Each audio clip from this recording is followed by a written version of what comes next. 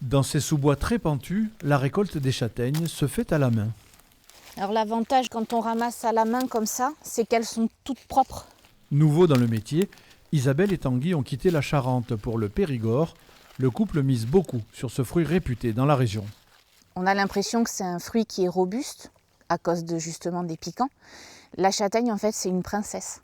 Elle n'aime pas le chaud, elle n'aime pas le froid et elle déteste l'humidité. Sur 6 hectares, cette châtaigneraie est cultivée tout en bio.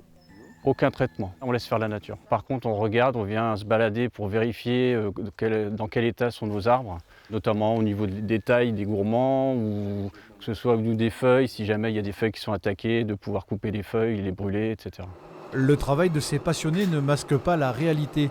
En Nouvelle-Aquitaine, ils sont à peine 1500 producteurs. La culture du châtaignier a tendance à stagner.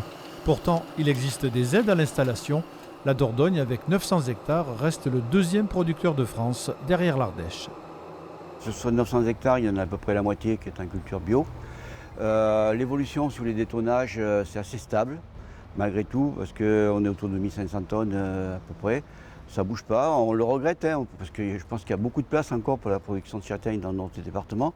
Décliné sous forme de pâte ou de biscuits grâce à la farine, ou transformé en velouté, mélangé à des courges, la châtaigne fait partie intégrante de la gastronomie du Périgord.